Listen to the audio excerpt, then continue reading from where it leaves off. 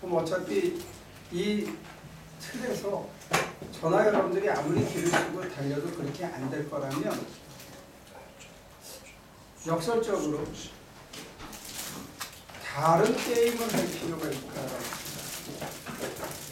예수님께서 식민지 생활을 하고 있는 갈릴리 사람들을 봤을 때 이 사람들에게 사람답게 사는 길, 사람답게 행복을 느끼고 자유를 맛보고 사는 길은 로마 시민권자나 헤로디 또는 빌라도가 누리는 그 게임의 룰 갖고는 불가능했다고 봤을 거예요.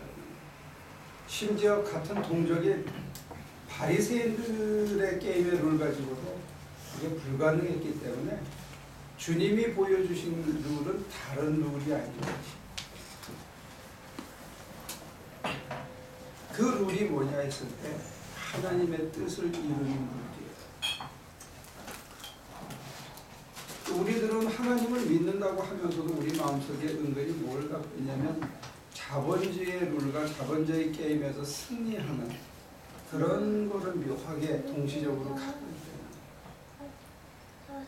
근데 그거는 그 게임을 하는 사람들에게는 굉장히 재미있고 의미 있고 뭔가 이루었을 때 보람이 있지만 그 게임을 안 하는 사람한테는 별 의미가 없는 교차돼서 즐기긴 하지만 그러니까 내가 너무 극단적으로 얘기하는 것처럼 들리는데 가장 대표적인 사람들이 기독교 2000년 역사에서 가장 대표적인 사람들이 누구였냐면 참 역설적으로 사막의 교부들을 눈에 보여요. 그 사람들은 이 게임의 룰을 안 따른 사람들처럼 보여요. 근데 그 게임의 룰을 아주 일탈해서 안 따른 사람도 있지만 도시 한복판에서 안 따른 사람들이 있는데 그 사람들이 수도승들이에요. 수사들이에요. 수사들. 그래서 도시 외곽에 수도원이 생겼다가 도시가 커지면서 그 수도원이 음식을 나눠주는 한복판이 돼요. 그러면 이게 번성이 되면 그 중에 한 6명, 7명이 밤에 떠나요. 저 멀리. 그래서 거기서 개간을 시작하면 거기서 나중에 마을이 생겨요. 이게 기독교의 한 그 스피릿을 이어온 하나의 전승이었어요. 근데 오늘날의 우리 개신교 자체 내에서는 2000년 역사를 흘러온 그 흐름이 사실은 끊겼다고 해도 과언이에요. 그 사람들이 그렇게 뛰쳐나갔던 이유 중에 하나는 바로 이거예요. 도심 한가운데서 주님의 이름으로 귀신을 내쫓고 주님의 이름으로 예언을 하고 주님의 이름으로 미사를 직접 했는데 가슴에 예수가 없는 거예요. 찾아지지가 않는 거예요. 아무리 밟아도 저도 느껴지지 않을 때 그 사람들이 그걸 떠나는 거예요. 그래서 거기서 다시 시작했어요. 우리한테는 그런 역사의 흐름이 있었어요. 사실은 개신교도 그래서 시작된 거라고 보면 마찬가지예요. 근데 붕 뛰어가지고 저나 여러분들이 지금 갖고 있는 두 개의 잣대가 있는데 하나의 잣대는 뭐냐면 그나마 아버지의 뜻대로 그 뜻이 내 뜻이 됐으면 그게 옳지. 머리로 듣고 나서 수긍하는 그 하나의 자가 있고요. 다른 하나의 자는 나도 모르는 사이에 내가 살고 있는 이 사회가 준 잣대가 있어요. 이 두 개의 잣대가 끊임없이 나를 교체하면서 가는데 이 둘의 간격이 과연 이렇게 좁아지고 하나를 일치할 수 있겠는가? 근데 문제는 만약에 안 합쳐진다면 두 번째 정말로 최후의 심판이 있어서 오늘 이 같은 본문의 사건이 일어난다면 나는 열심히 믿고 발버둥을 치고 따라왔다고 생각했는데 어느 날 베드로 사도가 문전을 지키면서 너 이름이 없는데 너 누구냐? 라고 얘기한다든지 그럼 나 예수님 좀 불러주세요. 그래서 예수님이 나오셔가지고 너 누구야? 누구야? 제가요. 어느 교회 뭐고요? 목사였고요. 어떤 애지? 그러면 이제 황당해진다. 오늘 이 마태복음 굉장히 이 산상설교에서 나오는 얘기인데 우리가 좀 캥기니까 사실은 설교 시간이나 성경 공부 시간에 잘 다루지 않던 본문이에요. 그러니까 지난 시간에 하나님의 뜻이 나한테 먼저 이루어지고 나한테도 이루어져야 된다는 거 얘기한 것처럼 만약에 겹쳐서 여러분들이 죽으라고 뭘 하고 기도도 하고 또 금식도 하고 뭐 헌신도 하고 했는데 주님께서 너 누구야? 그러면 어떡하죠?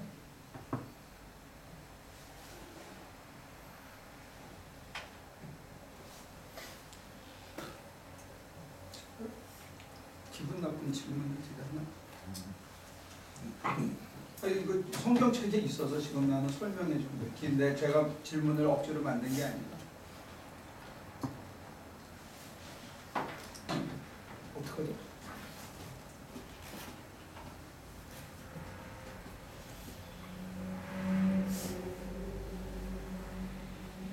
그렇게 대답하면 좋은데 그럴 리가 있어요. 설마 그러실라고.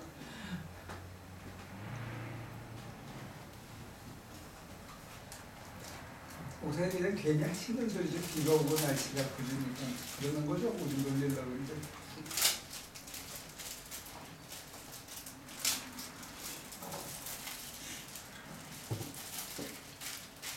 근데 저는 지난주에 제가 너 누구나 나 마찬가지였잖아요. 나 너 모르는데 또 나 마찬가지였으니까 저는 그날 집에 와서 여러모로 다시 생각을 해보면서 다시 기도 목사님 말씀하신 그 기도 그렇게 하는 거 맞지라고 했으면서 제가 그대로 안 했다는 걸 되게 느꼈거든요. 그래서 다시 생각하고 버리고 생각하고 다시 또 하려고 하고 있어요. 그러니까 이거 늘 저한테 하나님이 그렇게 말씀하시는 것 같아요. 너 진짜 누구니? 그래서 어떻게 하냐면 맨날 그 말을 듣고 있으니까 매일 다시 기도하려고.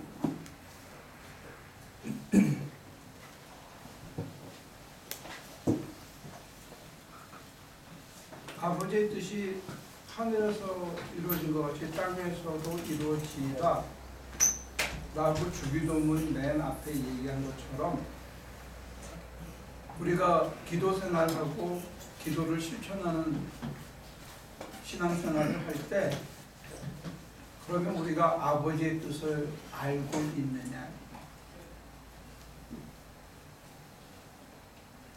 아버지의 뜻이 내가 하루하루 사는데 프라이머리 컨설이 되고 있느냐,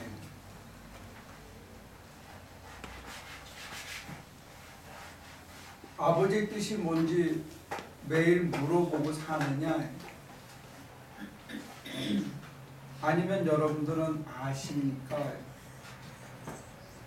아버지 뜻이 뭔지 알아요? 아버지가 나한테 뭘 원하시는지 알아요?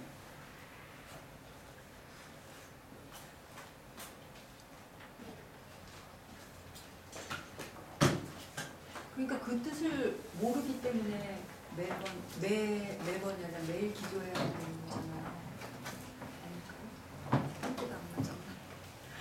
그 뜻을 모르기 때문에 모르고 주의 이름으로 뭐든지 말하고 뜻으로 말하는 게 아니라 그 이름을 대면서 하기 때문에 난 너 모른다라고. 누가 그러더라고요. 날 지으신 아버지 쫙 가운데 내용 다닌 다음에 딱 붙들어내는 게 주 예수의 이름으로 기도합니다. 그래서 좌우지간 엮은 거예요. 예수님하고 나하고를. 근데 가운데 토막은 다 내가 원하는 거. 근데 내가 원하는 거하고 하나님의 뜻이 일치가 안 되면 모른다라고 얘기하는 게 한꺼번에 몰았다가 개 타듯이 우리가 죽은 다음에 너 모른다 라고 얘기할지, 아니면 내가 하나님 불러놓고 예수님의 이름으로 기도합니다 하는 가운데 토막을 다 얘기했는데 주님께서 왜 저러니? 그리고 고개를 돌리면 우리가 쎄빠지게 기도한 그 시간이 자기 카타르시스에 끝난다면 어떻게 하나요?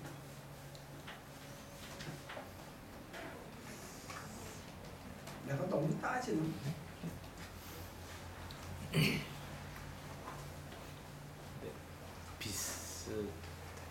그러니까 제가 교회를 다니면서 하나 교회를 오게 되면서 굉장히 저한테 이제 편안함을 준 두 말이 있는데, 하나가 이제 솔로몬의 다 지나가리라 하고, 그 다음이 다니엘서 공부할 때요, 그러하시지 아닐지라도 그 얘기였거든요.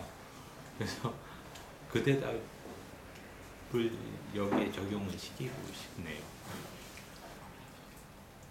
근데 그리하지 아니하실지라도 라는 얘기는 사실은 내가 원하는 게 하나도 없는 상태가 되어지는 거예요. 다 맞겠기 때문에. 네, 그러면 내가 아버지 불러놓고 예수님의 이름으로 기도합니다. 그 공간이 사실은 아무것도 없어야지.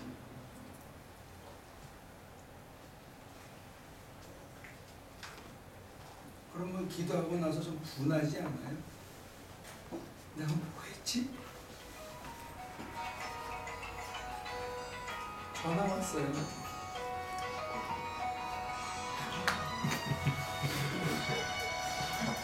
좋은 전화기를 받고 남이 전화 드리는 줄 알고.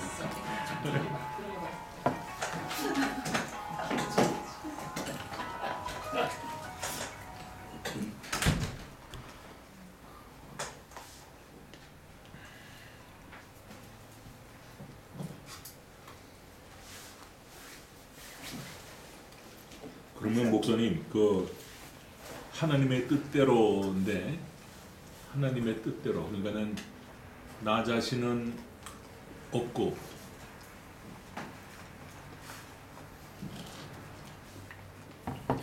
거기까지 가려면은 어떻게 돼야 되는 거예요? 어떻게 해야 그렇게 될 수 있으며, 또 나를 위한 기도는 나를 위한, 이게 말이 좀 이상하지만 나를 위한 게 없어져야 되니까, 그럴 경지에 도달을 하려면은 어떤 수련을 쌓아야 되는 거예요?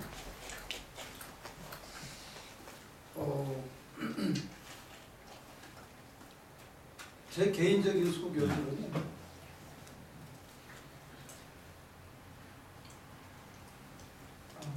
예수님께서 하나님 나라가 가까웠다라고 맨 먼저 외쳤거든요. 그러니까 예수님의 관심은 하나님 나라에 있었고 사람들의 관심은 땅에 있었던 게 아닌가 싶어요. 내 눈에 보이는 세상에 대한 관심이 더 크지 않았나. 근데 아까 미스터 베가 얘기한 그리하지 아니하실지라도, 이 땅에서 내가 긴급하게 생각하는 그 모든 것들이 이루어지지 아니할지라도, 불 가운데 던졌는데 내가 기대하는 거는 이승에서 더 오래 살아야 되는데 하나님께서 나를 설령 구원해 주지 아니하실지라도 이거거든요.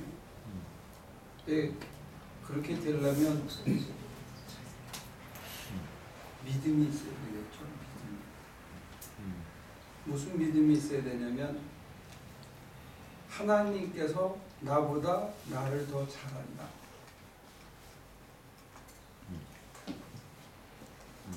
하나님께서 나보다 나를 더 사랑하신다. 하나님께서 내게 제일 좋은 길을 언제나 주신다. 하나님이 무조건 옳다. 이런 믿음이 있어야 어떤 걸 주셔도 받아들일 수 있지 않을까. 믿음이 있어야 되지 않을까. 그런 면에서 우리는 믿음을 어떤 걸 믿음으로 배웠냐면 예수님이 죽었다가 다시 사셨다 이걸 믿고 하나님이 온 세상을 창조하셨다 좋게 이걸 믿고 아버지가 세상을 구원하기 위해서 독생자를 보내셨다 이걸 믿고 그가 우리를 대신해서 십자가에 지셨다 이걸 믿고 우리는 교리적인 언명을 많이 믿지요. 교리를 믿죠. 교리를. 이론을 믿죠. 근데 지금 내가 봤을 때 이게 필요하고 이거 없으면 큰일 나고 이거 내가 몸뚱이 아파 죽겠는데 이거보다 하나님이 날 더 잘한다. 하나님께서 내가 원하는 것보다 진짜 나한테 제일 필요한 걸 주신다. 하나님이 나보다 더 낫다 하는 거는 잘 안 믿는 것 같아요.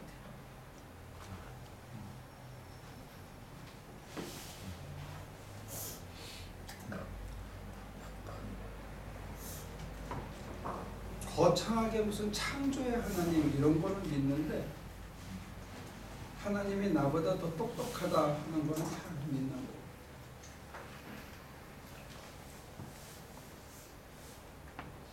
느낌이 있는데 완전히 못 맡겨서 그런 것 같아요. 확실히 믿으면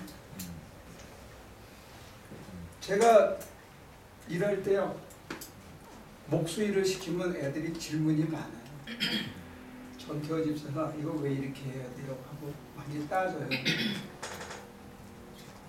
근데 제가 전기 일할 때는 질문이 별로 없어요. 이렇게 해 그러면 그냥 하거든요. 여러분들이 인생을 많이 사셔가지고 지혜와 경륜이 쌓였기 때문에 나름대로 인생의 통박들이 다 있어가지고 하나님이 나보다 더 잘 알 거라는 사실을 잘 안 받아들이는 그 상황에서 딱 부딪혔어요.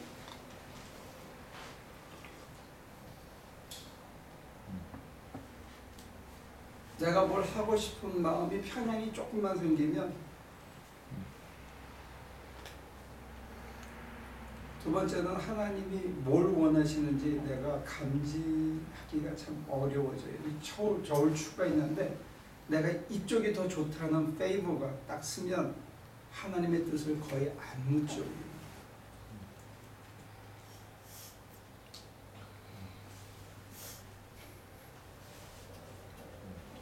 그래서 감정적으로 내가 하기 싫은 거 내게 힘든 거, 내게 고달픈 거 이런 게 많은 경우에 하나님의 뜻일 가능성이 더 훨씬 높은 것 같아요. 내가 쪽팔리는 거, 내가 땀을 더 흘리는 거, 내가 더 고생스러운 거 이런 게 하나님의 뜻일 확률이 훨씬 더 높은 것 같아요. 남북에 조금 더 그럴듯한 거는 하나님의 뜻이 아니고 내 생각일 가능성이 훨씬 높은 것 같아요. 그만큼 우리의 심령이 아직 정결하지 않은 것 같아요. 하나는 전적으로 믿지 못해서 두 번째는 내 생각에 내 기호에 이게 더 좋아 보이고 이게 더 나아 보입니다.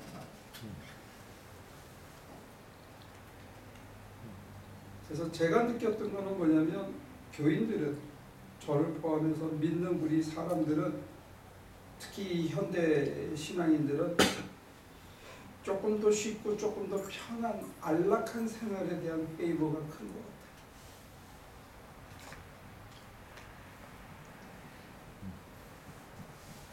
어떻게 하면 조금 더 편하고 어떻게 하면 조금 더 쉬운가 이게 더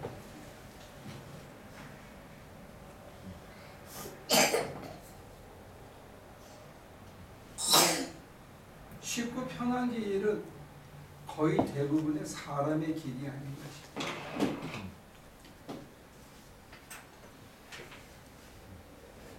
그리고 사람들이 칭찬해 줄 거라고 쉽게 빨리 해주는 길은 거의 사람의 길이 아닌 것이.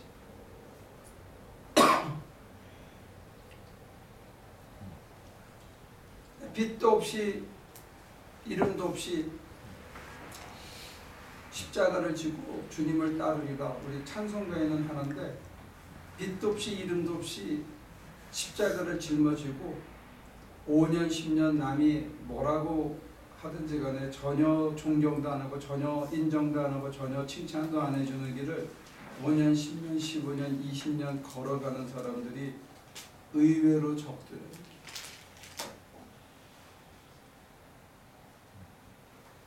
근데 그 길이 하나님의 뜻일 경우가 훨씬 높습니다.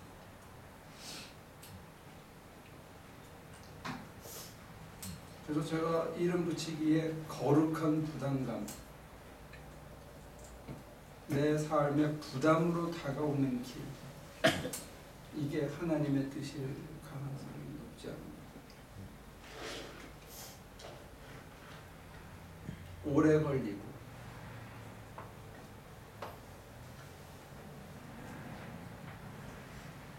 그런 맥락에서 보면 생각을 바꾸는 게 제일 먼저인 것 같아요. 가치관을 바꾸는.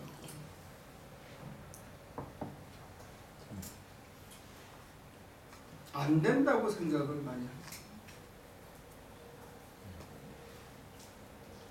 근데 갈릴리 사람들에게, 안 되는 사람들에게 예수님이 얘기하신 것은 뭐냐면, 너희가 무엇을 보려고 빈들에 나갔더냐? 솔로몬의 영광을 보러 갔더냐? 그런 사람은 예루살렘에 많이 있다. 드레핀 저 들꽃 하나가 솔로몬의 영광보다 낫다는 얘기를 하시거든요. 그러니까 다른 방식으로 행복감을 누릴 수 있는 또 다른 제3의 길을 가르쳐 주게 된 것입니다.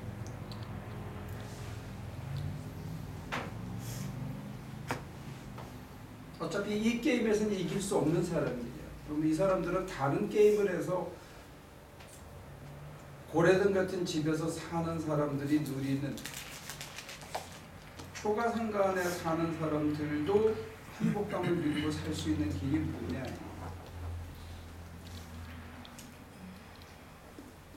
그래서 초대교회에서 그 종들이 신앙을 받아들이고 주인을 많이 개종을 시켰죠. 고래등 같이 사는 집에 사는 사람이 없는 행복감을 종이 어느 날 갖고 들어오기 시작한 거예요. 그게 그 사람들을 불안하게, 자기 삶의 터전이 흔들리고 있다는 걸 보는 거예요.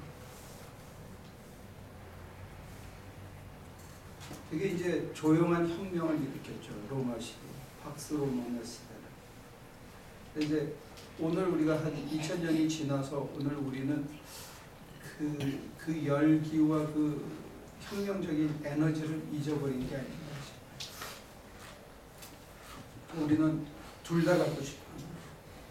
하나님의 뜻과 세상에서의 승리, 성공, 축복. 이게 이제 어느 날에 한 번이라도 교차되는 점이 있으면 좋은데, 영원히 패러럴로 가면 이게 힘든 거예요.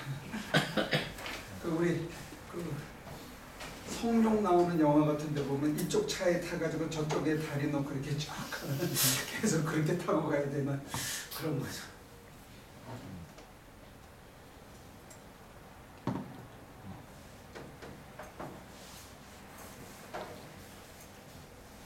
근데 이제 그 뜻이, 예를 들어서 권사님한테 주신 하나님의 뜻하고 남장관님한테 주신 하나님의 뜻이 다를 수가 있어요. 그리고 지금 주시는 뜻하고 5년 후에 주시는 뜻이 다를 수가 있어요. 배를 같이 하게 돼요. 저한테 주신 하나님의 뜻이 우리 장로님한테 주신 뜻하고 다를 수가 있어요. 요즘은 자주 못 보는데, 전에는 아침 여기 새벽기도 끝나서 집에 올 때까지 거의 하루에 12시간, 13시간 한 차를 타고 다닌 적도 있거든. 한 차 안에 있어도 다를 수 있어요. 근데 눌렀어.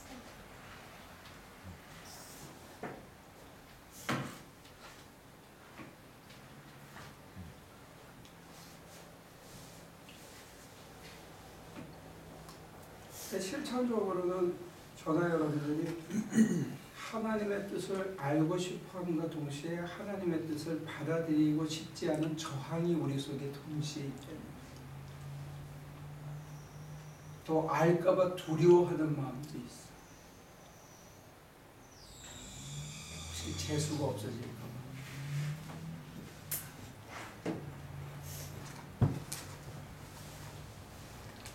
지금 겨우 이렇게 살만하고 편안하게 가고 있는데 이걸 재수를 확 바꾸실까봐 그쪽은 안 보고 싶어하는 경향이 좀 있어요. 거기 확 뛰어들어가서 발을 담그면 또 그건 그대로 살아가는데 또 경계에 있을 때는 하나님의 뜻이 뭐지? 그대로 내가 살아야 되는데 하면서도 사실은 알고 싶지가 않아. 이제 그거를 이제 겁나게 해주는 성경 기절이 오늘 우리가 읽은 이거예요.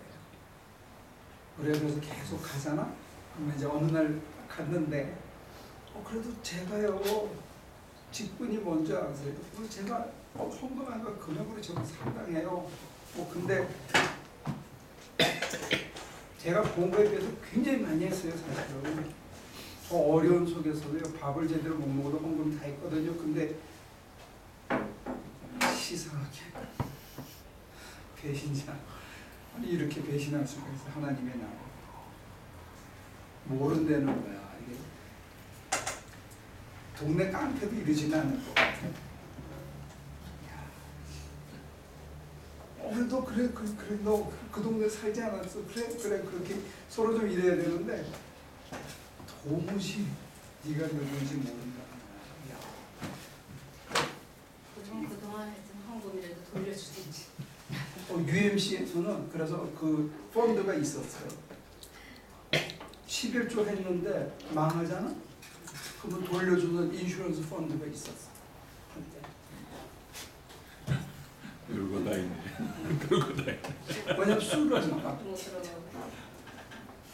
성경에 나와 있는데 그걸로 수를 하니까. 근데 이게 디멘전이 달라지고 그 세상이 달라지면 어디 가서 수를 하는지 그게 주리스딕션이 달라지니까 이게 해결이 안 되는 거예요. 그 때문에 갔는데 어디 수를 하려면 다시 내려와야 될 거예요. 여기서 수를 해야 되는데 하나님은 여기 해당이 안 되니까 이게 처벌 대상이 아니라 거기에 가야 전부 하나님 마음대로인데 뭐 우리가 수해봤자.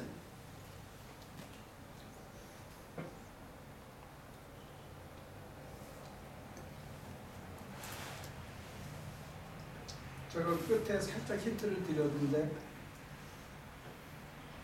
하나님의 뜻이 이루어지다가 죽이는 분이고 하나님의 뜻대로 하지 않으면 나중에 하나님 모른다 하는 이 공간에 뭐가 있냐면 내가 뜻을 알고 싶어 하기도 하고 그 뜻을 알면 인생이 망가질까봐 안 쳐다보고 싶어 하는 두 마음이 우리 속에 있다는 거예요.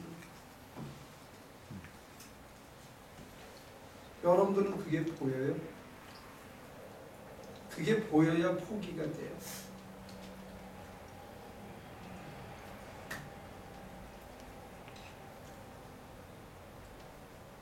그래서 제가 위로하는 얘기는 뭐냐? 신학교에서 가르치다 보니까 계시 잘못 받아가지고 신학교 온 사람들은 80% 이상이다. 거의 90%가 넘어요. 그러니까 여러분들은 절대로 전도사 해라 뭐 웬만한 사람들은 다 포기하고 선교사가 이런 일 원하지 않으셔요. 그러니까 하나님의 뜻을 확실하게 아셔도 됩니다. 근데 그렇게 할까봐 여러분들은 하나님의 뜻을 안 알고 싶어하는 거예요.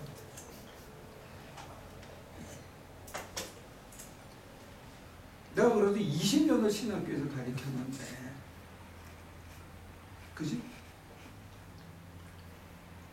이발하시던 분들은 머리 모양만 보고 직업을 안 돼요. 나도 대충 조금은 알 거 아니야. 그래서 이 사람이 제자리에 와 있는지 그냥 잘못해서 왔는지.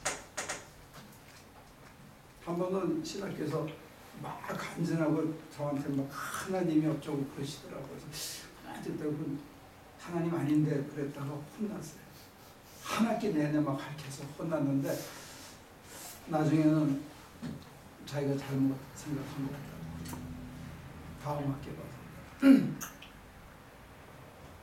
여러분들이 오해하는 것 중에 하나가 여러분들을 다 내려놓고 몽고 선교사로 가라, 저 콜롬비아 선교사로 가라, 그럴까봐 하나님의 뜻을 안 알고 싶어하는 분들이 좀 있어요. 근데 내가 이렇게 봤을 때 거의 그렇지 않거든. 거의 아니니까 걱정하지 말고 하나님의 뜻을 좀 확실하게 알고 신앙생활 했으면 좋을 것 같아요.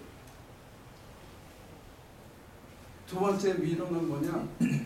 여러분 갖고 있는 걸 다 팔아서 가난한 자에게 주고, 다 주고 넌 나를 따르라 하면서 차 팔고 다 팔고 갑자기 지금 오라.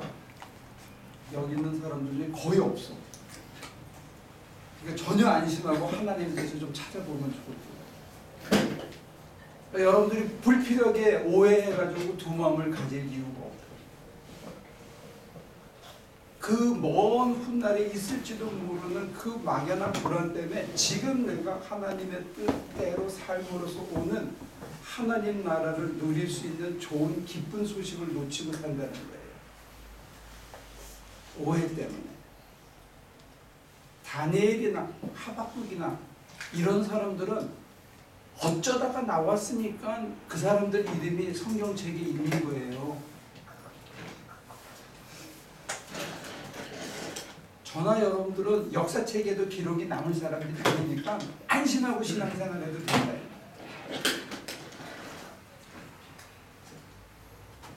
그래서 지금 하나님의 뜻을 알고 하나님의 뜻이 이루어진 것이 곧 천국이거든요. 그 천국을 누리며 살 수 있는 왜 이 특권을 왜 포기하고 사는지 나는 그게 안타까운 거예요.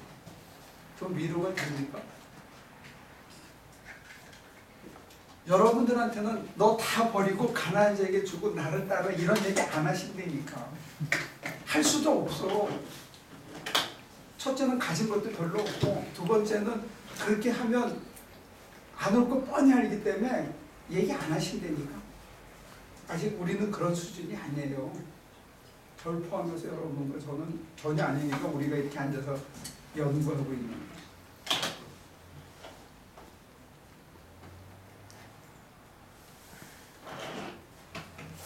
제가 희화적으로 얘기하는 거 아니에요. 시니컬하게 무슨 냉소적으로 얘기하는 것도 아니고, 여러분들 웃기려고 하는 얘기도 아니고, 저나 여러분들이 겁내고 두려워하는 그거는 굉장한 차원에 있는 사람들에 대한 얘기예요. 아니라고요. 아직 거기 가려면 멀었어. 누가 그랬대요. 전도사가 시골 가서 목회를 하는데 송아지가 안 나올 다리가 이렇게 나오니까 내가 아이디어가 있다. 그래서 송아지 뒷다리에다 끈으로 묶어서 자기가 타고 있는 90cc 오토바이로 확 빼줬대. 죽었대. 예수님이 그렇게 멍청한 전도사는 아니거든요. 그러니까 우리를 확 빼가지고 갑자기 그렇게 안 하신다. 착각하지 마. 그리고 하나님의 뜻을 알고 계시를 받으면 뭐 전부 신학교 가서 전부 전도사 돼야 된다고 착각하는데 절대로 그렇지 않아요.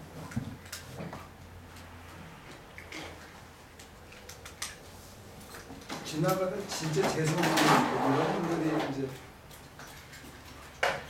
뒷돌에 맞아가지고 가는 그런 거고.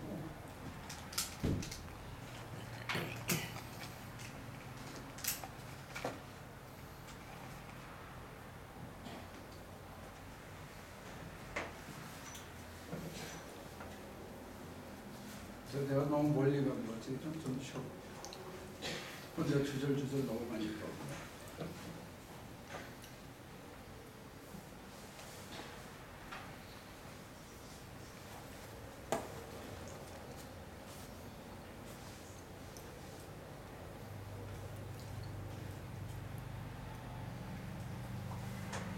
하나님의 뜻하고 우리의 믿음하고 관계가 있다는 것은 이해가 됩니까? 믿음이 있어야 된다.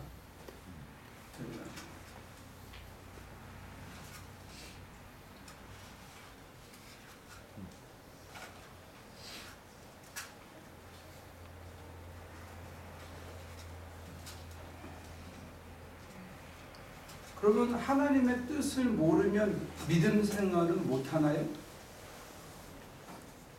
우리가 하나님의 뜻을 모른 채 신앙생활을 계속할 수 있나요?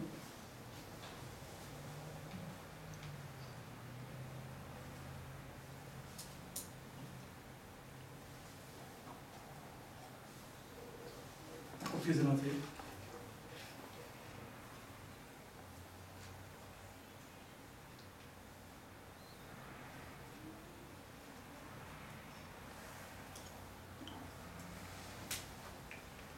그건 가능합니다. 왜냐하면 지금 그렇게 하고 있으니까.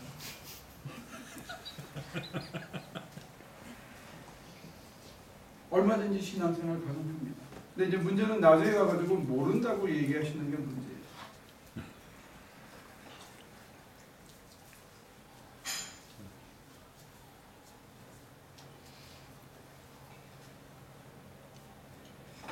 코드 하나 몰라도 다 공사할 수 있어요. 왜 남 하는 대로 그냥 따라만 하면 되니까. 여러분들이 뭐 요리사 라이센스가 있어야 집에서 요리하는 거 아니잖아요. 할 수 있습니다.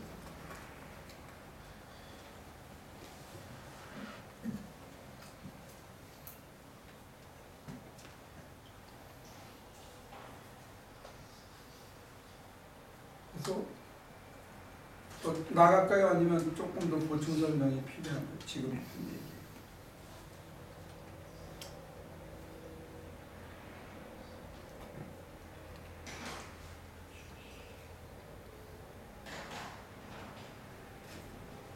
이해가 다 돼요? 응? 어느 정도? 이해는 되는데 기분 나빠요 지금. 나쁘진 않아요. 근데 저항이 있어요. 나쁘진 않아요. 그죠?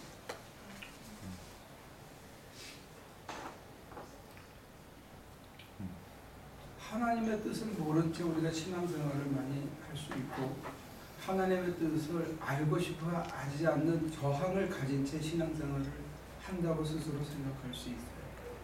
근데 하나님의 뜻에 따라서 살려면 일단은 전적으로 내 뜻을 포기하는 게 필요한 것 같아요. 일단은. 근데 그게 포기가 되어지려면 하나님에 대한 무한한 신뢰가 있어야 내 뜻을 포기할 수가 있어요.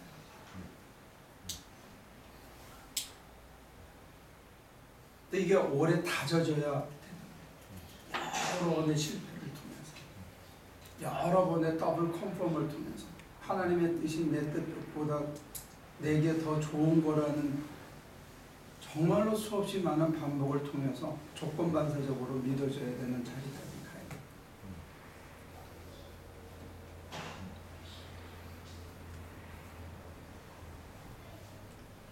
내 뜻이 살아있는 한은 하나님의 뜻이 내 속에 잘 받아들여지지 않는 것 같아요. 경험적으로.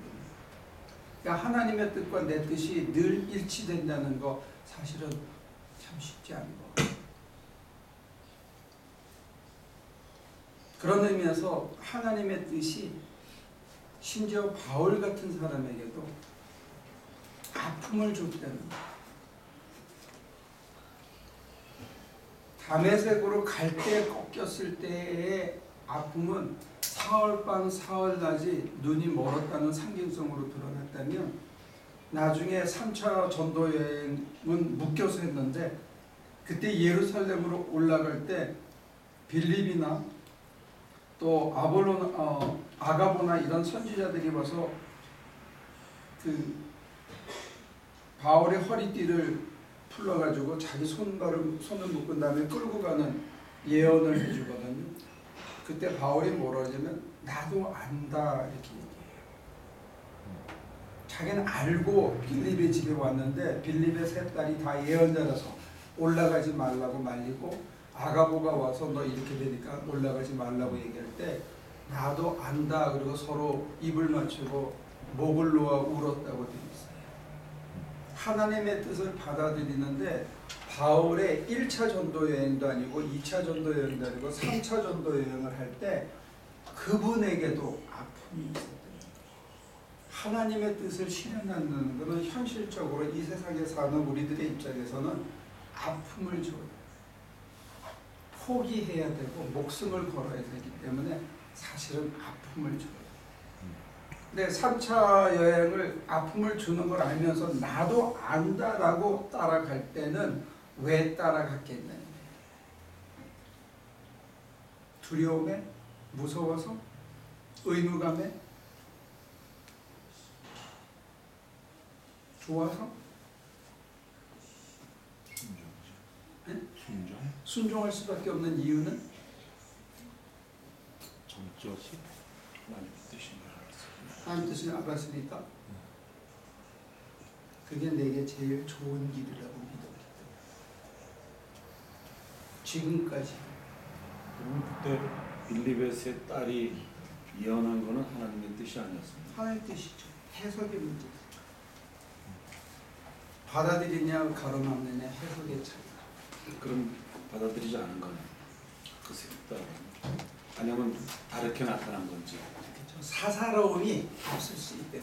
페이보가 쓰면 이게 확 돌아서 바울을 살리고 싶어하는 사사로운. 여러분들이 계시를 자식을 위해서 받을 때 조심하셔야 돼요. 페이브가 싹 들어갑니다.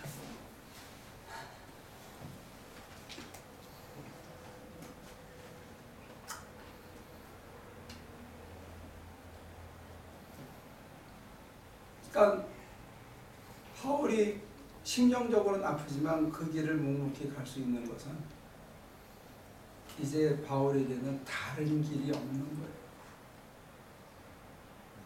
그래서 제가 여러분들한테는 다 팔아서 난 줘라 이거 안 하신다는 거고 바울 정도 돼야 그때 원하시는 거예요.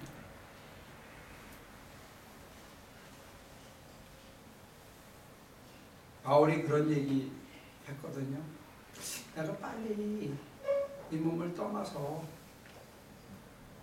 주님이 있는데 가고 싶은데 가지 않고 여기 사는 이유가 있는데 그거는 날 사랑해서 자기 몸 버리신 그리스도를 위해서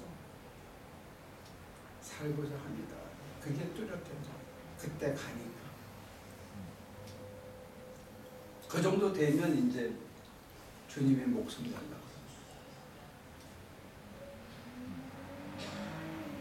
그때는 죽음 이후의 세상이나 죽음 이 땅의 세상이나 바울의 눈에는 차이가 안 보이는 게 있잖아요. 사슬에 매인 거나 은혜의 줄에 매인 거나 그게 구별이 안 가는 거예요. 자기의 손발을 묶은 쇠사슬을 가난이냐 핍박이냐 환난이냐 나를 누가 그리스도의 사랑의 줄에서 끊을 수 있느냐라고 두 가지가 같이 보였다는 거예요. 우리 그렇게 보여요. 내 환경에 어려움을 주는 이 쇠사슬이 그리스도가 나를 이끌어 가시는 사랑의 줄이라고 나한테 보이느냐.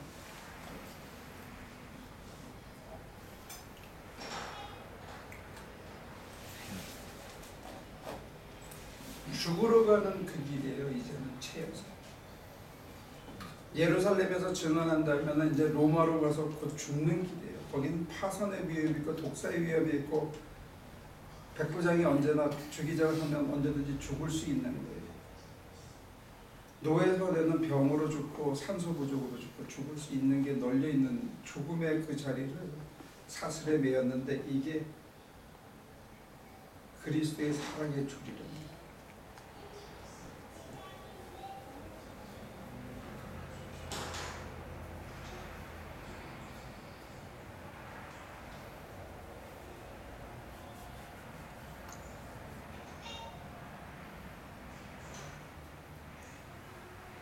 그냥 하나님의 뜻과 사람이 보는 것하고의 간격이 이렇게 크죠. 이걸 어떻게 우리가 좁혀가느냐. 그게 기도예요. 내 눈에 보이는 걸 의지하지 않고 내가 모든 것을 포기하고 내려놨는데 내 속에 심어 놓으시는, 그리고 내가 그걸 아멘으로 받아들일 수밖에 없는, 처음에는 고통스러운데 받아들이고 난 다음에 보면 감사하구나 라고 되어지기까지의 진통을 요구하는 그 모든 것들이 하나님의 뜻이라고.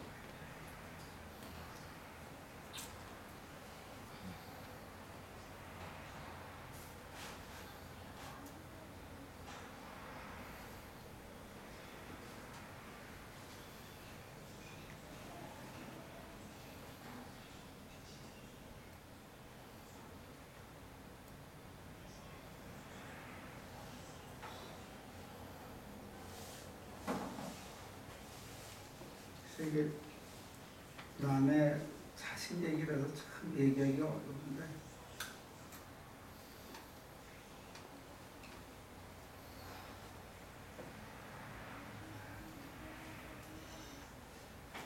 여러분들 근자에 릭 워렌 목사님의 27살 먹은 아들이 자살을 했다는 얘기가 나옵니다. 제 친구 목사가 대학생이었는데 작년 크리스마스 전후에서 운전하다가 교통사고로 죽었어요. 그래서 제가 그 부모한테, 후배한테 전화해가지고 그래 어떻게 지내냐 그랬더니 그냥 시간만 흘러가게 가고 계세요. 근데 살다 보면 한번 확 꺾이는 경험이 있어요. 그 사람은 소위 말하는 100명 교인을 3,500명, 3,000명 교인으로 늘큰 성공한 목회자의 대표적인 대표 주자인데, 하나님께서 그렇게 꺾이는 경험을 허락하실까? 그게 하나님의 뜻입니다. 우리가 혼동하는 것은 아들을 죽인 것, 아들이 죽게 방치한 걸 하나님의 뜻으로 혼동하는데, 그게 아니고 세상 사람들이 혼이 나가고 넋이 나갈 정도의 좌절을 겪으면서 거기서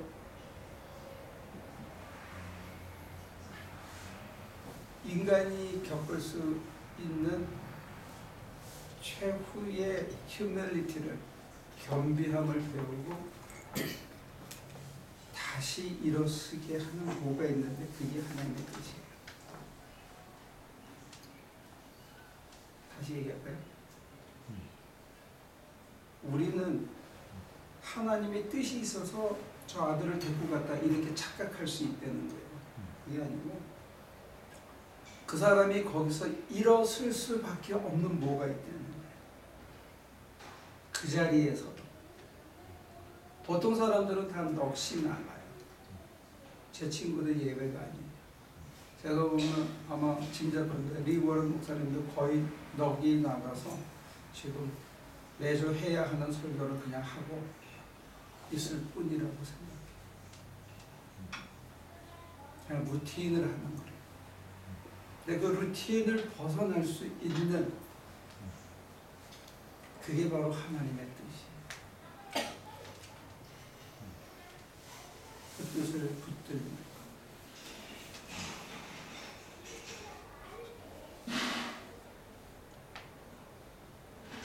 죽음에서 우리를 살리는 게 하나님의 뜻이에요.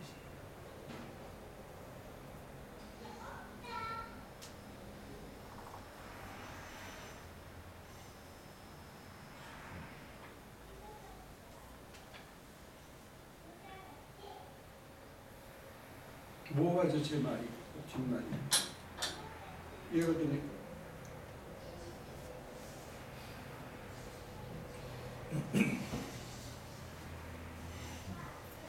그런 의미에서 여러분과 제가 하나님의 뜻을 알면 오늘 지금 사는 것보다 훨씬 나은 삶을 살 수가 있어요. 지금 무기력하고 루틴의 삶을 사는 사람이 혹시 있다면 하나님의 뜻을 찾지 못했기 때문에 그래서 하나님의 뜻을 발견하는 게 이 현실에서도 굉장히 중요한 거예요. 나중에 죽은 다음에 너 애썼지. 그래 네가 하나님의 뜻을 이루려고 정말 애썼지. 이런 인정을 받는 게 나중 문제라면 지금 내가 이 사람들 예언하고 귀신을 내쫓는 게 다 자기 공로로 자기 의로 자기 얼굴 내세우려고 했다가 주님한테 나중에 모른다고 그래요.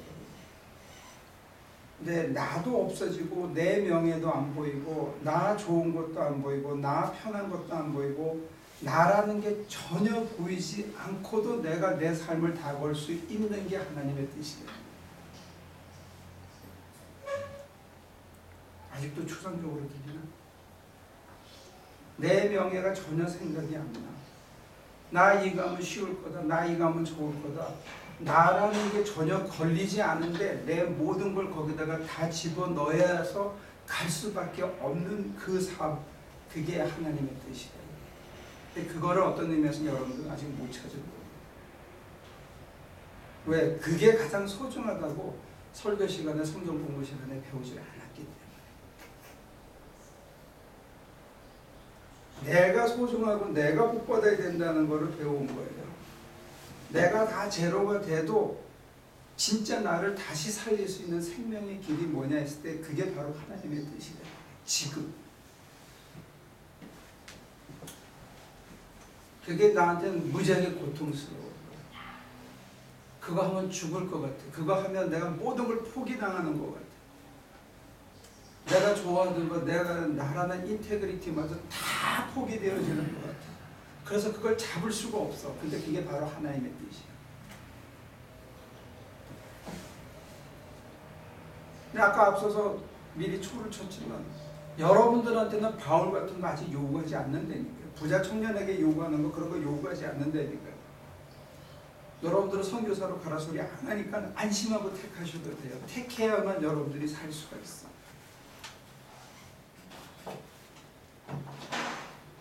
그걸 혼동하기 때문에 그걸 못 받아들이는 거예요.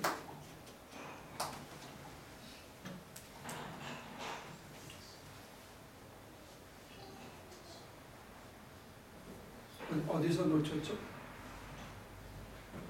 잘 와요? 해가 돼요?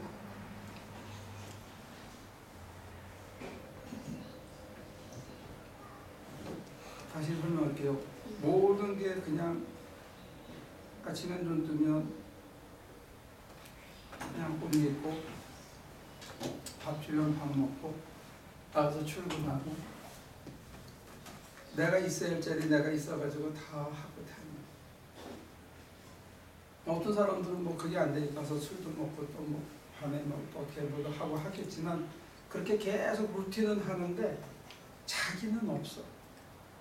그런 삶을 이렇게 사는 사람이 누가 뭐라고 하든지 간에 내가 이거 하고 거기에 올인해서 살 수 있는 그 무엇이 바로 하나님의 뜻이에요. 그게 그 사람을 사랑하게 한다는 거죠. 근데 그거를 내가 받아들이려면 어쩌면 모든 게 허망해져 보이는 사람한테는 도움이 돼요. 그걸 택할 수 있는.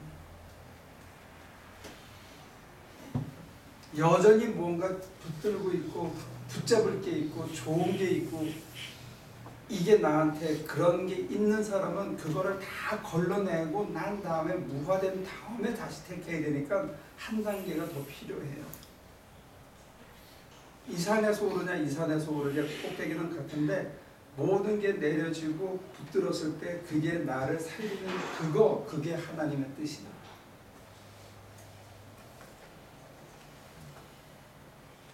근데 이쪽에서는 모든 게 아직은 좋기 때문에 못 버리는 거고 이쪽에서는 모든 게 허망하기 때문에 아무 의미가 없어서 못 버려. 그만큼 어려운 게 하나님의 뜻이에요.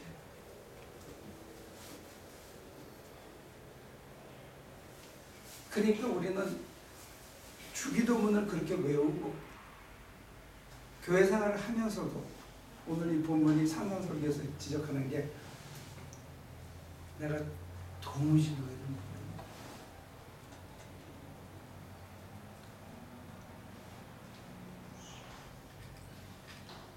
그래서 바울은 친절하게 한 가지를 더 설명합니다. 너희 가운데 부활이 없다고 그런 사람들이 있는데 그러면 너희는 세상에서 제일 불쌍한 사람. 세상 맛도 먹고 부활의 맛도 먹고 살면 이 세상에서 제일 불쌍한 인간이다.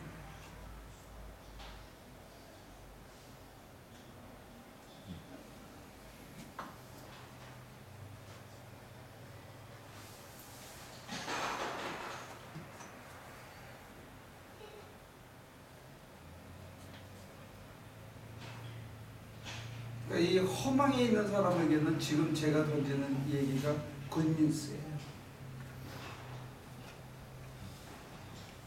근데 아직도 이게 좋은 게 있어서 이거를 내려놓는 게 진통인 사람들에게는 배뉴스예요. 근데 그 사람에게 던지는 이 착한 목사님의 이 착한 목사의 그 달콤한 사탕은 뭐냐? 절대로 여러분들에게 과다한 걸 요구하진 않아요. 죽을 일을 요구하거나 길바닥에 대한 깡통 차는 일은 요구하지 않는다. 아직은. 나중에 지가 좋아서 가는 건 어쩔 수 없어.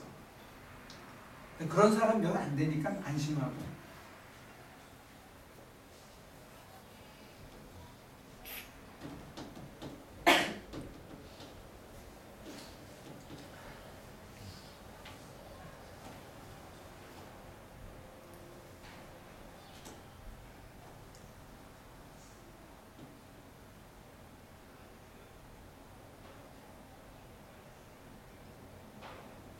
제가 오늘은 평소보다 훨씬 친절하게 설명을 많이 하죠?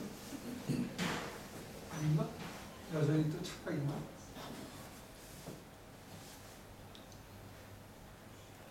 굉장히 친절하게 자세히 설명을 해준 것 같은데 아니?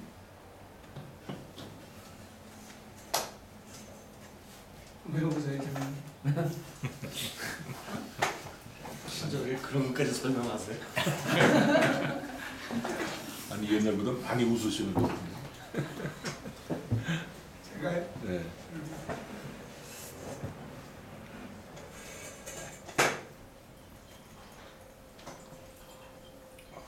오늘 본문이 너무 강해서 제가 상당히 설명을 많이 합니다. 그리고 이 본문은 참 잔인해요.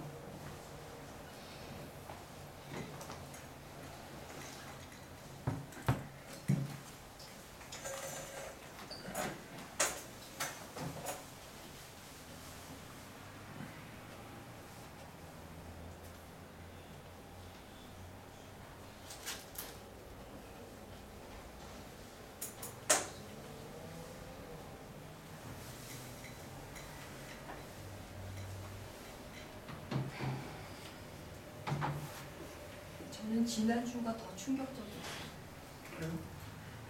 왜냐면 그 땅에서도 하늘에서 이루어진 거 그 다음 일용할 양식을 주옵시고가 나왔잖아요. 근데 제가 지난번에 고백을 하고 그게 그 뜻이 아니었음을 알고요. 이 사람 이 기도는 도대체 일용할 양식도 없으니까 일용할 양식을 주옵시고잖아요. 그래서 그게 저는 되게 충격이었어요. 왜냐면 왜 나한테는 그런 일이 안 일어날 거라고 생각을 하고 있을까. 그러면서 생각을 해보니까 제가 그 약국에서 그런 생각을 했던 것들이 일용할 양식 외에 조금 더 그래도 뭐 아주 많은 돈은 아니지만 내가 조금 뭐 버스 타고 택시 타고 싶고 뭐 이런 것들도 뭐 그냥 입는 옷 입으면 또 이쁜 옷 입고 싶고 뭐 이런 거 같은 그 마음들이 아직 일용할 양식을 주옵시고 하고 간절하게 원하는 그 지경까지가 아니고 여전히 그것도 저의 욕구다라는 생각이 들면서 그걸 벗어야 되는가? 그러니까 정말 더 큰 욕구를 느끼지 않는 자족이 들어오는 게 하나님의 뜻대로 사는 사람들에게 주는 보상이야.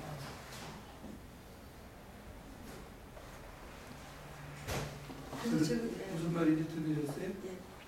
나한테 더 다른 욕구가 없어. 이렇게 살펴봐도 저렇게 살펴봐도 더 필요한 게 없어. 그래서 디오게네스가 제가 예를 들지만 햇볕만 있으면 된다는 거예요. 그러니까 예수님이 주고 싶었던 게 그런 거예요. 이 게임의 룰을 따라서 게임을 할 때 이길 수 없는 사람들한테 햇볕만 받아도 더 다른 욕망이 없는 삶을 소개하고 싶었던 게 아닌가 싶어요. 혹시나 여러분들 마음속에 지금 결여감이 있다면, 아쉬운 게 있다면, 뭐가 있었으면 하고 있는 게 없어서 분한 마음이 생각했다면, 이게 더 돼야 된다는 게 있다면 사실은 여러분 하나님 뜻과는 아직 멀어요.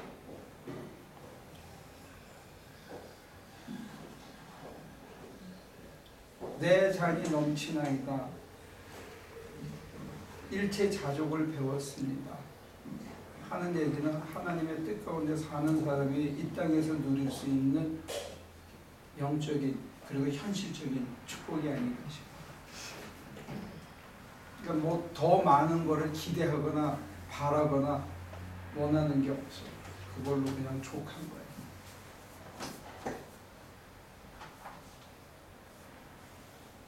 그러니까 여러분들이 했으면 이랬으면 저랬으면 하는 거는 아직 아니야. 저도요.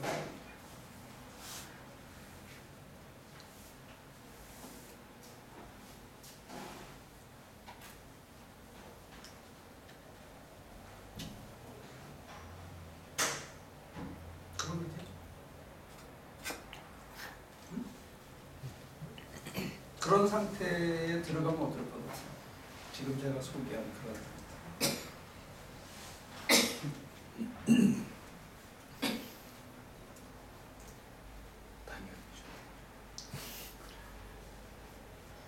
그런 상태에 들어가서 빠지기 쉬운 위험은 뭐냐면 늘어지거나 게을러지거나 무력해지거나 거기대로 있던 늪이 있어요. 그러니까 그 경계 요 자리를 이렇게 가요. 서두르지도 욕심을 내지도 않는데 최선을 다하는 거예요.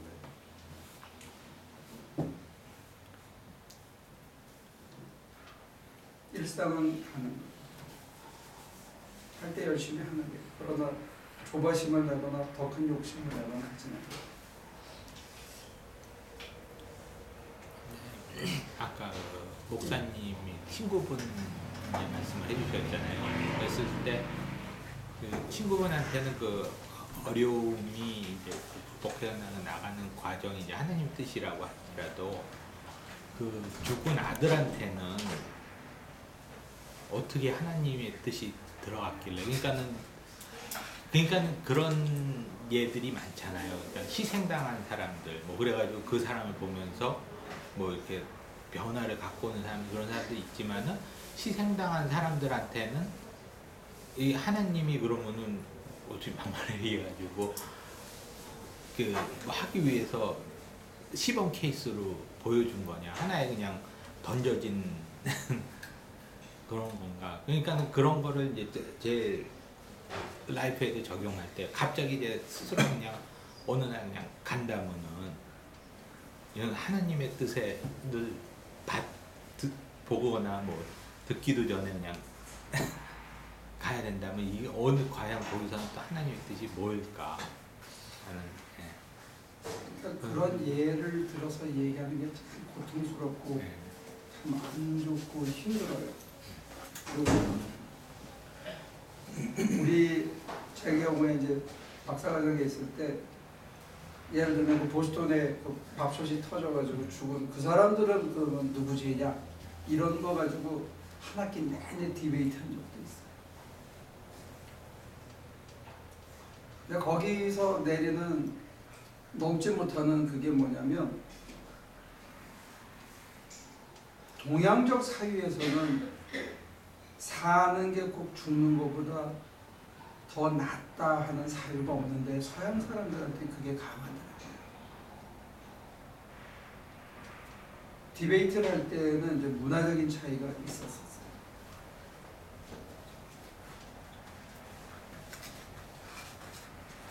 근데 이제 어쩌면 제가 동양적인 사유가 조금 묻어있는 쪽에서 기독교 신학을 하는 눈으로 보면 어쩌면 지금 이 순간이 제일 중요해요.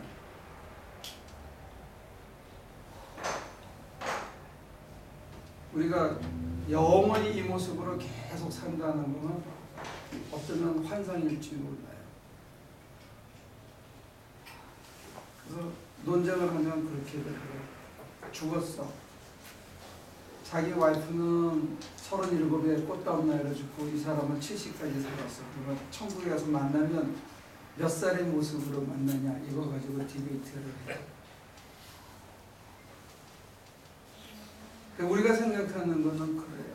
37에 죽으면 37의 모습으로 가고 70에 죽으면 70의 모습으로 간다고 생각을 해요.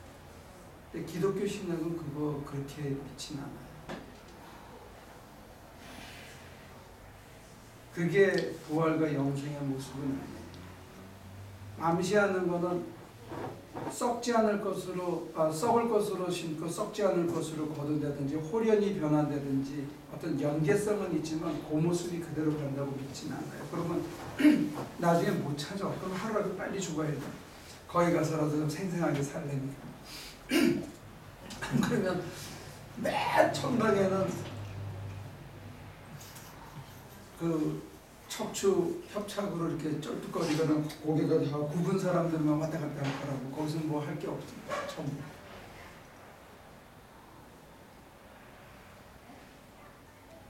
또 우리가 마냥 오래 사는 것을 영생으로 착각할 수 있는데 그거는 아니라는 거. 또 하나의 힌트는 천년이 하루 같고 하루가 천년 같다는 거. 여러분들이 기도하다가 푹 들어가면 그 5분, 1분 사이에 영생을 맛본다는 거.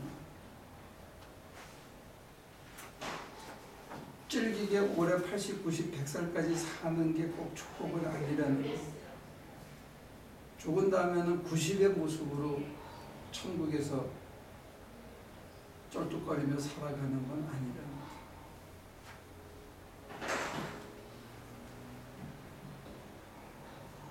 지금 여러분들이 영생의 충만함을 느끼며 살아가고 있는 것도 굉장히 중요합니다.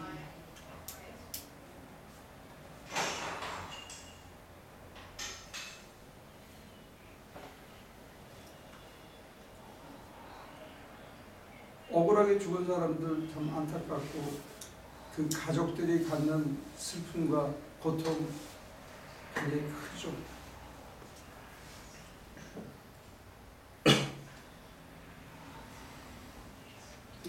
적어도 지금 제가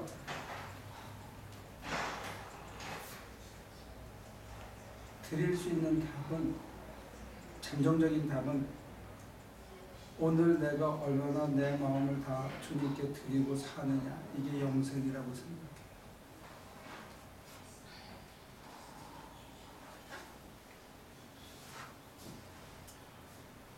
그렇게 못 살면 아무리 길게 살아도 별 의미가 없잖아요.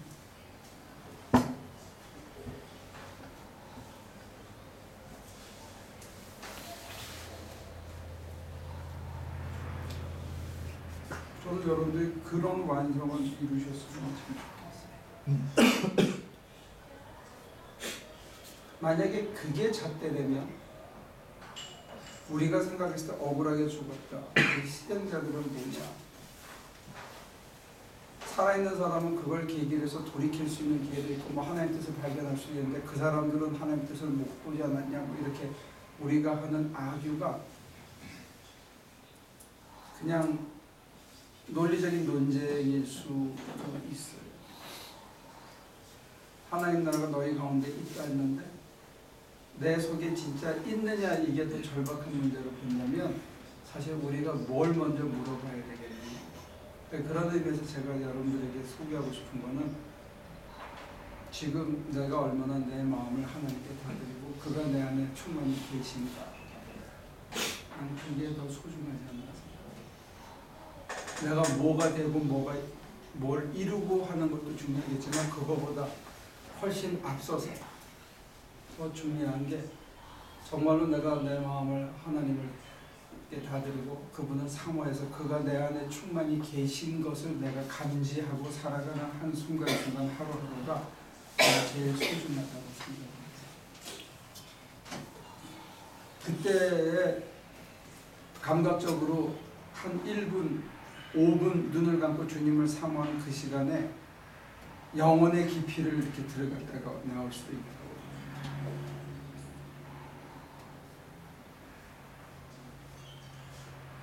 그래서 그게 심화돼서 여러분들이 이렇게 눈을 뜨고도 그것을 경험할 수 있는 세상이 있다면 사소한 일에 몫을 걸거나 더 가지지 못해서 막 발버둥을 치거나 케플러 60 얼마? 그것처럼 저 너머에 또 다른 2000 광년이요? 얼마 떨어져 있다고 지난번에 나사에서 발표했는데 또 다른 지구가 있대요. 지구가요? 아니면 우주가? 지구랑 가장 유사한 모습을 가진 1.6배의 질량과 크기를 가진, 거기에는 케플러 60, 폼가마 60 두 개가 있대요. 근데 그게 2000광년이 떨어졌대. 그러니까 아마 뭐 전창원 권사가 얘기한 것처럼 홀이 있어서 쭉 빠져나가기 전에는 2000광년을 가야 만나니까 우리가 가기 전에 다 죽겠지, 우주선안에서. 빠져나간다면 뭐 빛보다 2000배 더 빨리 간다고요? 아니 군형이 있어가지고 그냥 빠져나갔대. 바로. 모르지. 저는 근데 그게 지금은 없을지도 모르죠. 왜냐면 2000광년 전에 빛이 여기 온 거니까. 그것도 좋은 아이디어예요. 그래서 뭐 하려고? 아인슈타인 테오리는 빛으로 가면 안 늙어요.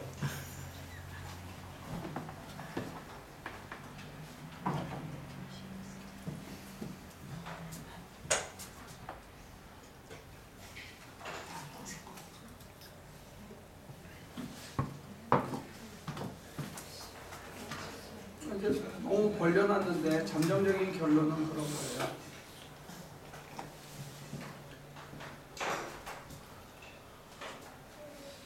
이용두 목사님이라는 분이 있었는데 폐결핵으로 돌아가시기 전에 교단에서 축출당하고 그를 따르던 사람들이 금강산에다가 예수교라는, 우리는 예수 자신에게로 돌아가자 해서 예수교라는 교파를 만들었어요. 그래서 예배당을 지었을 때 그가 병든 몸을 이끌고 거기를 갔어요. 갔는데 그는 창시자를 갖거나 존경받으러 간 게 아니고 외로운 사람들을 다 받아주기 위해서 갔어요. 그리고 그가 쓴 마지막 엽서에 보면 누구든지 쫓겨난 사람들은 다 내게로 오라, 그렇게 되어 있어요. 그가 살았던 마지막 석 달의 삶은 원수도 없고 친구도 없고 다 품을 수 있는 그 마지막 삶을 살았는데 그 석 달의 삶에 나와 있는 일기나 주고받은 엽서를 보면 정말로 거의 예수님처럼 사셨다고 합니다. 그분이 1937년인가 돌아가셨는데 여러분들도 혹시 기회가 되면 그 집에 가니까 책 한 권 있었던 것 같아요. 이용도 목사 일기. 한번 보시면 우리 한국교회 기독교사에도 그런 분이 있었어요. 근데 그분이 병약하고 모든 사람으로부터 배척받고 모든 게 없는데 왜 그 환희 속에서 살 수 있었을까? 제 얘기는 뭐냐면 우리는 그렇게 극단적인 모습을 못 갖더라도 그렇게 농축된 삶은 아니더라도 조금 그분의 삶을 희석해서 이 현실에서 그렇게 지낼 수는 없을까? 그게 저는 목회자로서의 관심이에요. 어떻게 하면 우리 교인들이 그렇게 살 수 있을까? 그 농축된 삶은 진짜 은총의 선물이거든요. 근데 적어도 그게 조금 100분의 1, 효소는 10배 물을 타서 마셔야 되는데 그래도 달거든요. 한 이용도 목사님이 사셨던 삶의 한 20분의 1이나 10분의 1 정도 이렇게 희석해서 우리가 살아가도 충분히 이게 하나님의 나라인가? 하나님 나라가 혹시 이런 거 아닐까? 이러고 좀 살았으면 하는 그런 소망이 있어요. 그게 하나님의 뜻, 하나님께 내 마음을 다드리는 것, 하나님을 사모하는 것, 하나님과 내가 합의를 이룬 것 같은 상태에서 매일 지내는 것, 이게 다 한 상황에 대한 다른 각도의 표현이라는 거예요. 근데 그 첫 걸음이 뭐냐면 여러분들이 좋던 거, 여러분들이 붙들고 있는 거, 여러분들의 판단과 눈을 안타깝게도 의심해 봐야 된다. 그걸 내려놓을 수 있어야 된다.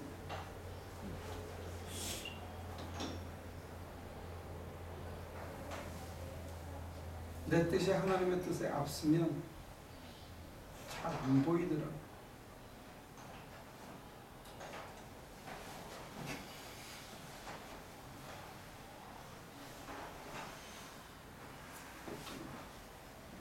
다 한 것 같은데.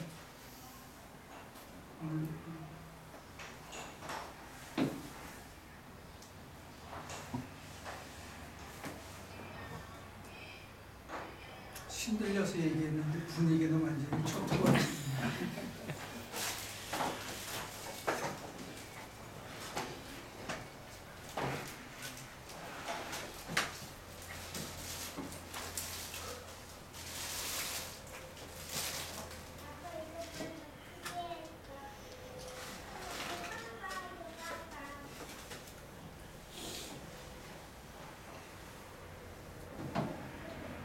그래서 저는 여러분들에게 축복을 기원해 주면서 마무리했는데 10분의 1로 희석해서라도 그 맛을 보고 살면 좋겠다.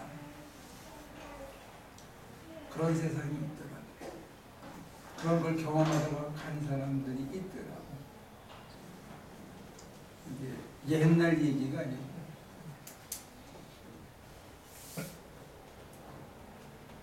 여러분들이 그랬으면 좋겠어요. 왜 그러냐면 여러분들이 빌 게이츠랑 경쟁하면 못 이겨. 근데 빌 게이츠하고 경쟁해서 이길 수 있는 길이 하나 있는데 그게 이용도 목사님처럼, 프랜시스처럼,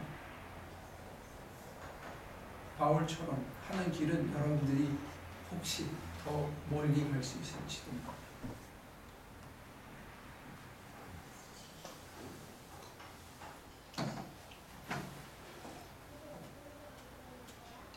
좀 될 것 같아요. 여러분들이 될 수 있다고 나는 믿어요. 내가 믿음 굉장히 좋은 거예요. 그래서 여러분 보고 될 수 있다고 믿으니까 굉장히 믿음이 좋은 것 같아요. 난 될 수 있다고 믿어. 여러분들이 꼭 반드시 될 수 있습니다. 하나님,